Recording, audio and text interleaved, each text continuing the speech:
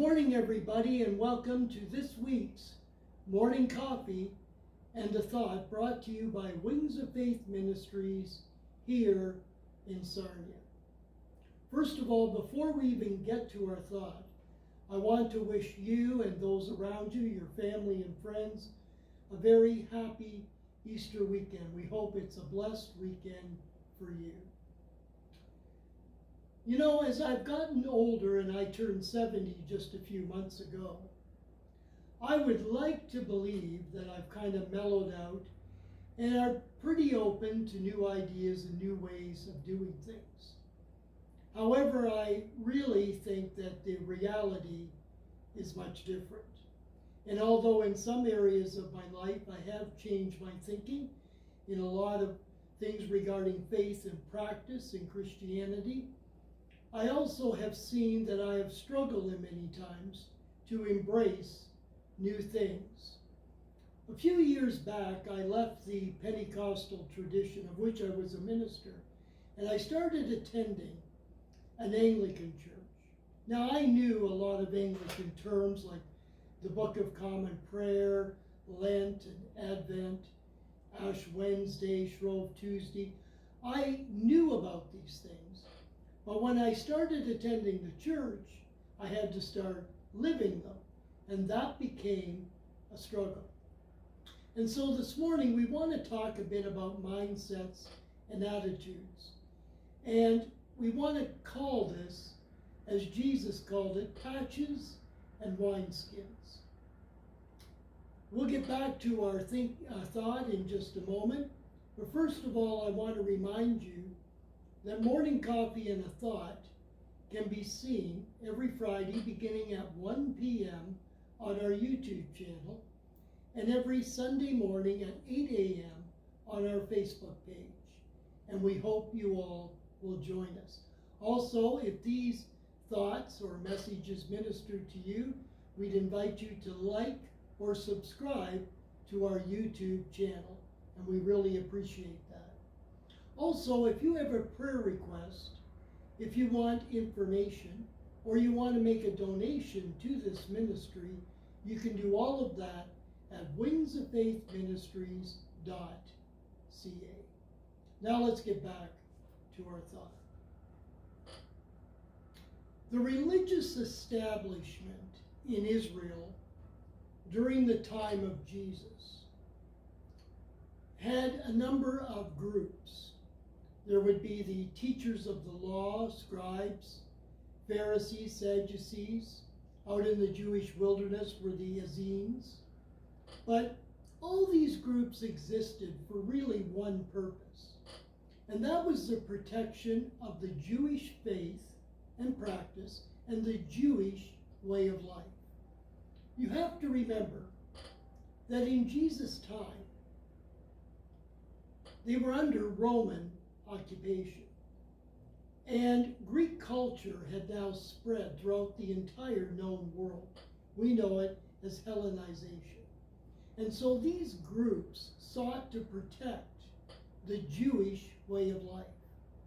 Many of these groups, especially the Pharisees, believed that if only the Jewish population would observe the law and follow the covenant religiously, that somehow once again Israel would be a free nation.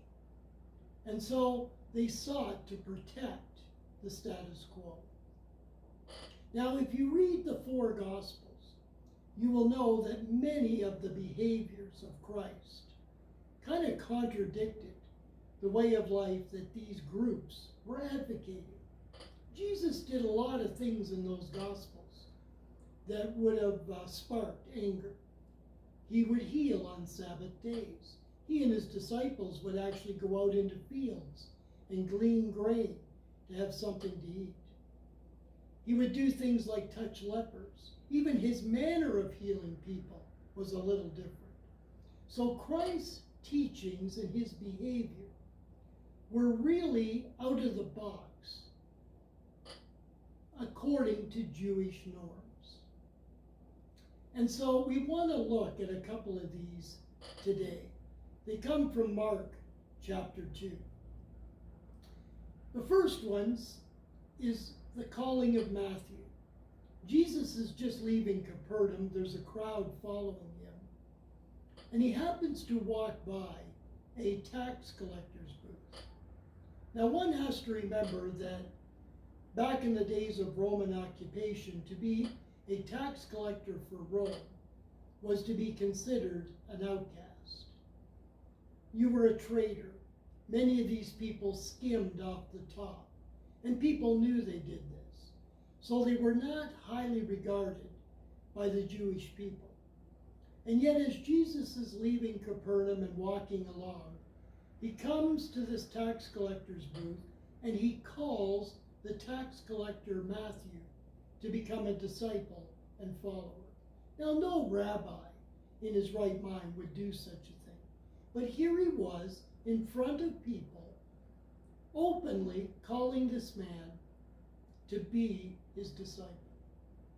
Now, later, Matthew will hold a banquet for Jesus. Now, we're not sure what the purpose of the banquet was. It could have been a farewell banquet where Matthew was saying goodbye to his friends, or it could have been that Matthew had this banquet in order to have his friends meet Jesus, the man he was going to follow for the rest of his life. Whatever the reason for the banquet, all these people are sitting, and the religious establishment would have labeled these people sinners and tax collectors, the people who just didn't obey the covenant of Moses.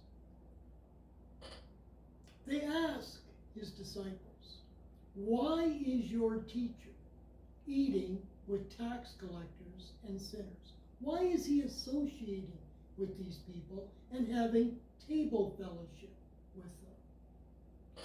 Jesus will overhear this conversation and says to them, "I have not come to call righteous people.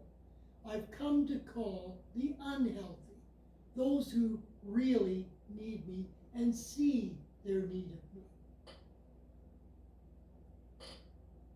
Another situation will come up in this chapter, and it's during a period of fasting. Now, the only time, according to the Torah, the Jewish people needed to fast was on the Day of Atonement. But after the exile and the return home of the Jewish people, fasting became a regular practice of the religious establishment on Mondays and Thursdays every week. And so, one of the behavior patterns that the religious people noticed about Jesus and his disciples was that they never fasted. And so the question came up. We fast, that is the people of the religious establishment. John's disciples fast. John the Baptist's disciples did fast and observe those fast periods. Why don't your followers fast? Jesus' answer to them was simple.